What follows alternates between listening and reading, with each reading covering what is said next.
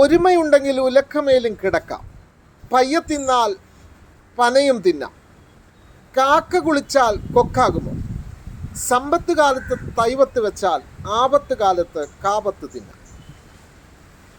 എല്ലാവർക്കും അറിയാവുന്ന വളരെ പ്രചാരം നേടിയ പഴഞ്ചൊല്ലുകളാണ്. ഈ പഴഞ്ചൊല്ലുകളെയൊക്കെ ആസ്പദമാക്കി ശ്രീ സച്ചിദാനന്ദൻ പഴഞ്ചൊല്ലുകൾ എന്നുള്ള ഒരു ആധുനിക കവിത എഴുതിയിട്ടുണ്ട്, ഗദ്യകവിത. ആ കവിത ഈ പഴഞ്ചൊല്ലിനെ വ്യാഖ്യാനിക്കുകയാണ്. പുതിയ കാലത്ത് ഈ പഴഞ്ചൊല്ല് എങ്ങനെ നമ്മളിൽ പ്രസക്തമാകുന്നു എന്നുള്ളതാണ് ഈ കവിത പ്രമേയം. രസമുണ്ട് ആ കവിത. ആ പഴഞ്ചൊൽ കവിതകളിലൂടെ ഒന്ന് കടന്നു പോകാം. പഴഞ്ചൊല്ലുകൾ ശ്രീ സച്ചിദാനന്ദൻ. ഒരുമയുണ്ടെങ്കിൽ ഉലക്കമേലും കിടക്കാം, പക്ഷേ നെല്ലുകുത്തുകാരി പാറുവിൻ്റെ പണി വെള്ളത്തിലാകും. ഇന്നത്തെ നിലയിൽ അവൾ നിങ്ങളെ ഉലക്കമേൽ നിന്ന് ഉരലിലേക്ക് എടുത്തിടാൻ ഇടയുണ്ട്. അപ്പോൾ കാണാം ഉമിയും തവിടും വേർതിരിയുന്നത്. പിന്നെ പഴഞ്ചൊല്ലിലെ പതിരു മാത്രം ബാക്കിയാകും. ഇപ്പറഞ്ഞ ഒരുമ ആരുടേതെന്ന് ഒന്ന് ചോദിച്ചോട്ടെ. ചിലരുടെ ഒരുമ ചിലർക്ക് വിപത്താണ്. ഉലക്ക ആരുടേതെന്നും തിരക്കുന്നത് നന്ന്. ഉടമ കേശവദേവായാലും അടിയിൽ നിന്ന് വലിച്ചു മാറ്റിക്കൂടുന്നില്ല. അഥവാ ഉലക്കമേൽ കിടക്കാനുള്ളതാണോ ഒരുമ, അതോ തല ഉയർത്തി എണീറ്റ് നിൽക്കാനുള്ളതാണോ? അടുത്തത് മെല്ലെ തിന്നാൽ പനയും തിന്നാം, പക്ഷേ ആർക്കു വേണം പന? പനം നൊങ്കോ പനങ്കള്ളോ പനം ചക്കരയോ ആണെങ്കിൽ മെല്ലെയാക്കേണ്ട കാര്യവുമില്ല. പനയെല്ലാം മെല്ലെ തിന്നു തീർന്നത് കൊണ്ടാവാം പനയോല കുടയും പനയോല വിശറിയും പോയി മറഞ്ഞത്.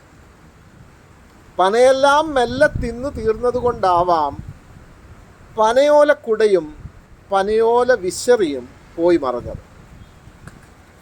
എഴുത്താണിയോ ഇപ്പോൾ എഴുന്നള്ളിപ്പിനു മാത്രം. ഇപ്പോൾ രാമായണം എഴുതുന്നത് വേറെ ചിലരാണ്. ഒന്നും തിന്നാനില്ലാത്തവർ നിലവിളിക്കുമ്പോൾ പിന്നെ പറഞ്ഞു കൊടുക്കാൻ കൊള്ളാം. പിന്നെ വയ്ക്കുന്നവർ നമ്മുടെ വിരുന്നുമേശകൾ ആക്രമിക്കുകയില്ലല്ലോ. പന തിന്നും പണി ചെയ്തും അവർ മെല്ലെ മെല്ലെ ചത്തുകൊള്ളും. അടുത്തത് കാക്ക കുളിച്ചാൽ കൊക്കാകുമോ? കാക്കയ്ക്ക് കൊക്കാകേണ്ടെങ്കിലോ? കാക്ക കുളിച്ചാൽ കൊക്കാകുമോ? കാക്കയ്ക്ക് കൊക്കാകേണ്ടെങ്കിലോ? കൊക്കിൻ്റെ നാണം കെട്ട ഉയരവും കണ്ണടച്ചുള്ള ധ്യാനവും മടിയൻ പറക്കലും തൊണ്ടയിലെ മുള്ളും കുറുക്കൻ്റെ വിരുന്നും ആമയുമേറ്റി ആകാശം കടക്കലും കാക്കയ്ക്ക് വേണ്ടെങ്കിലോ? കാക്ക കുളിക്കുന്നത് കൊക്കാകാനല്ല, സ്വന്തം കറുപ്പ് ഒന്നുകൂടി തിളങ്ങാനാണെങ്കിലോ? കാക്ക കുളിക്കുന്നത് കൊക്കാകാനല്ല, സ്വന്തം കറുപ്പ് ഒന്നുകൂടി തിളങ്ങാനാണെങ്കിലോ? അല്ല, കൊക്ക് കുളിച്ചാൽ കാക്കയാകുമോ?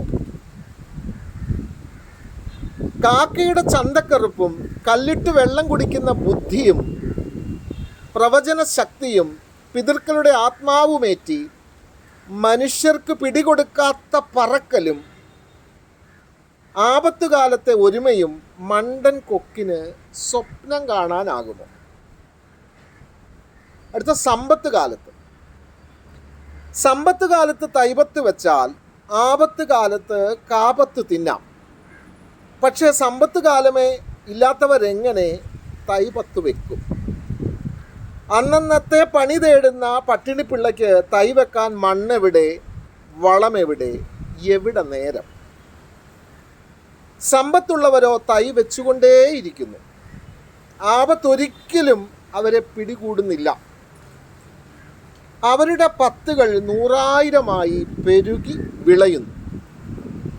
ആപത്ത് കാലം മാത്രമുള്ളവർക്ക് കണിക്കു കായില്ല. എങ്കിൽ സമ്പത്ത് കാലത്ത് നിങ്ങൾ വെച്ച തൈയിൽ നിന്ന് ആപത്ത് കാലത്ത് അവർ കാപത്ത് പറിച്ചെടുത്താൽ നിങ്ങൾ അവരെ 10 കൊല്ലം തുറുങ്കല്ലിൽ അടയ്ക്കും. അതോ സമ്പത്ത് ഒരിടത്തും ആപത്ത് മറ്റൊരിടത്തുമായ ഈ ദുർനീതിയെ നേരിടാൻ നിങ്ങളുടെ സമ്പത്ത് ആപത്തുകാർക്ക് കൂടി പങ്കുവെക്കുമോ? ഇല്ലെങ്കിൽ സമ്പത്ത് തന്നെ ആപത്താകുന്ന കാലം ദൂരെയല്ല. ചട്ടങ്ങൾ മാറ്റൂ, ചൊല്ലുകളും. സച്ചിദാനന്ദൻ മാഷിൻ്റെ കവിതയാണ്. കൊള്ളാം അല്ലേ?